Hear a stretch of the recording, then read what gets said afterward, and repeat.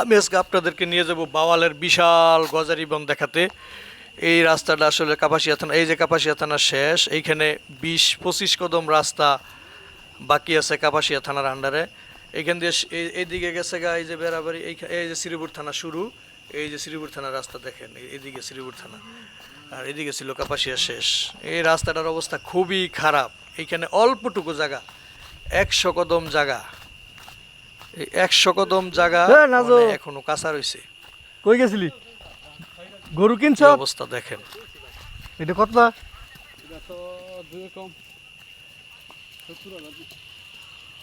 তো যাই হোক, এই যে আইসা বললাম, এই শ্রীপুর থানা থেকে ইটের রাস্তা এইটুকু আসছে, সুন্দর রাস্তা।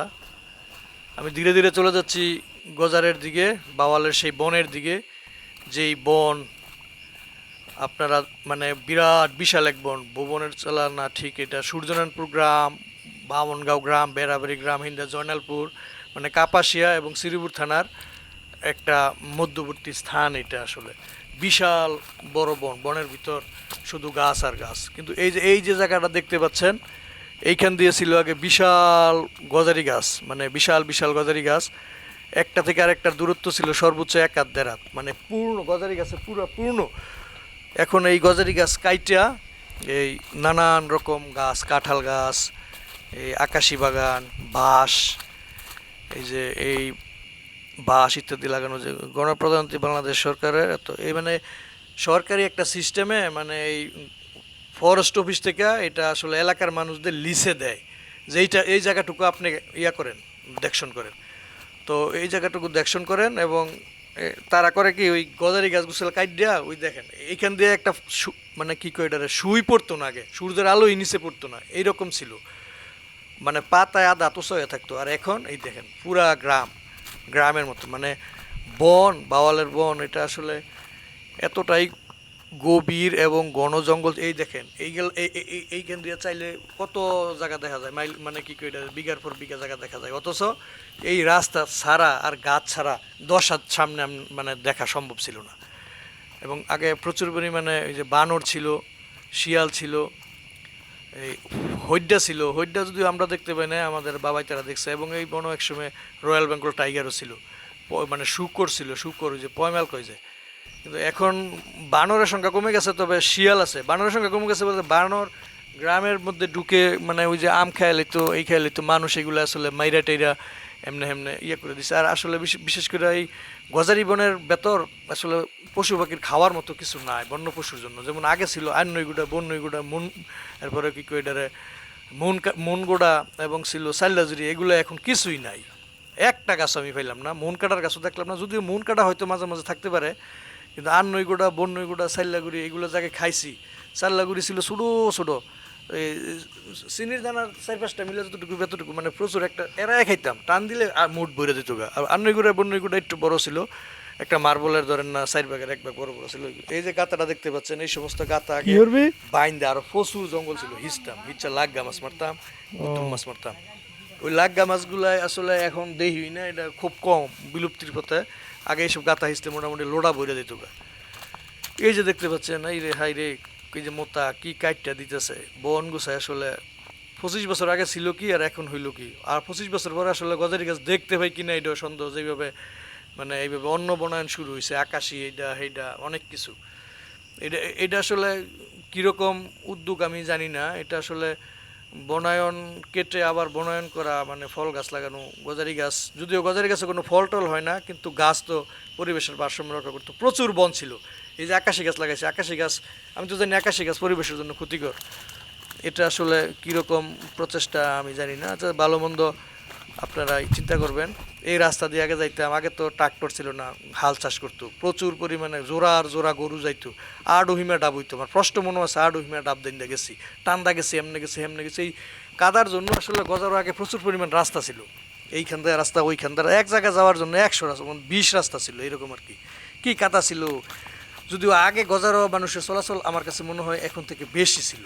আগে মানে ক্ষেত টেত সব করতো, মানে গৃহস্থী একটা উৎসবের মতো ছিল গৃহস্থী করা। কিন্তু এখন মানুষ আসলে ওই রকম ইয়া করে গৃহস্থী করে না, যদিও ধানের দাম অনেক কম না। এই যে রাস্তা দেখতে পাচ্ছেন, এইখান দিয়া এই যে গজারি গাছ এইখান দিয়ে কিছু গজারি গাছ আছে, ফায়ে ফায়ে গাছ নাই, মানে গজারের সাইডে দা গাছ আছে কিন্তু ইয়ার মধ্যে নাই। এই যে জমি দেখতে পাচ্ছেন এইগুলাই, এটা রুমার বাহের উফই কয়, এইখানটা প্রচুর আসতাম আগে। এই যে রাস্তাটা দেখতে পাচ্ছেন এইদিকে গেছে গা বাগবের, বামনগাঁও হইয়া বাগবের হইয়া রাজাবাড়ি ওই জনারপুর হইয়া এই রাস্তাটা। এর সামনে আমাদের ক্ষেত ছিল প্রচুর, এই ক্ষেতে আসছি ছোটোবেলা। এখন তেমন একটা যাওয়া হয় না, ক্ষেতরা রেন দেওয়া হতে এদিকে যাওয়া হয় না বেশি একটা, ক্ষেতরা সুডান লাগবে। আচ্ছা যাই হোক, এই যে রাস্তাটা দেখতে পাচ্ছেন এদিকে এই মোরনিয়া এইখান দিয়ে চলে গেছে একের বেড়াবাড়ি। এখান থেকে বেড়াবাড়ি হাফ কিলো বেশি হইবে, প্রচুর জঙ্গল ছিল আগে, আসলে একলা আওয়া সাহসী পেতাম না। এখন এটা বন নাকি আসলে বুঝতে মানে মনেই হয় না বন, কারণ আমরা তো সচক্ষে দেখছি কী পরিমাণ গাছগাছালি ছিল, আর এখন দোয়া। এই জায়গাটা আসলে এরকমই ছিল, আজ থেকে 25 বছর আগে এরকমই ছিল এই জায়গাটা। মানে এইখানে আসলে মানে ভালো লাগতো, মনে হতো যে একটু নিঃশ্বাস নিতে পারতেছে, একটু দোয়া জায়গাতে আইছি। যাকে আমি ফিরে যাচ্ছি, চোখের সামনে আসলে এই গজারি বনটা আকাশী বনে পরিবর্তন হয়ে গেছে গা। এই যে এই সমস্ত জায়গা থেকে ছোটোবেলা গরু নিয়ে আসলে বসতাম, পানি তিলাস লাগলে এই ক্ষেতের থেকে পানি খেতাম, পানি উপরের পানি নিচে যাইতো মনে করতাম ফাতাল তুলে, ফাতা দিয়া টুরি বানায় এগুলো খাইতাম, এবং গজারির কঞ্চা কাইডা গজারি গাছের রস খাইতাম পানি তিলাস লাগলে। অনেক দূরে বাড়ি করতো, ওই সময় গরু রাখতে আসতাম বা গজারে খেতে কাজ করতে আসতাম। এই যে এটা দেখতে পাচ্ছেন রামকুত্তার ডোল, এটা গজারি গাছে বানাইছে, এটা বিভিন্ন পাতার মধ্যেই বানায়। এটার গুঁড়া দিয়ে মানুষ আসলে বড়ি ভাই, গুঁড়া বলতে এটা ডিম, এটা প্রচুর পরিমাণ ডিম দেয়, বইরা যায়, মানে একটা থেকে এমন আধা কেজি এক পা এরকম হয়ে যায় বড় ডোল হইলে। এগুলো কামড় দিলে মোটামুটি ব্যথা করে, কিন্তু তেমন কিছু হয় না। এই জায়গাটা আগে এরকমই ছিল, কিন্তু ইন্দা ছিল গজারি গাছ একটাও নাই, বুঝোই জানেন না গজারি গাছ আছে ইন্দা কিছু গজারি, আকাশি গজারির পরিবর্তে আকাশি। এদিক দিয়ে ওই যে বেড়াবাড়ির দিকে, এদিক দিয়ে বাউনগের দিকে, এইটা ছিল এখানে রাস্তা আর কি।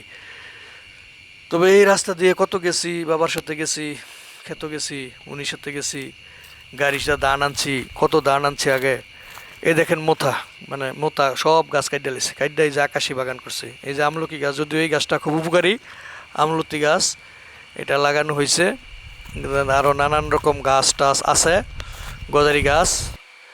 এই যে বন পুরা খালি, আকাশি গাছ, বাঁশ, এগুলো দিয়ে পূর্ণ। আগে তো এই বনের মধ্যে সূর্যের আলোয় আসলে পড়া কঠিন ছিল, এক দেড়া আদাত উঁচা হয়ে থাকতো, পাতায় কোনো ঘাসই ছিল না, আর এখন চালার মতো হয়ে গেছে। এই জায়গাটা ছিল রাস্তা, যদিও এই জায়গাটা অনেকটা আগের মতোই আছে। এই যে সাইডে এগুলো কাটে নাই, দূর থেকে দেখলে মনে হইব বন পুরা বালা হতো, বিতে গেলে ফাঁকা।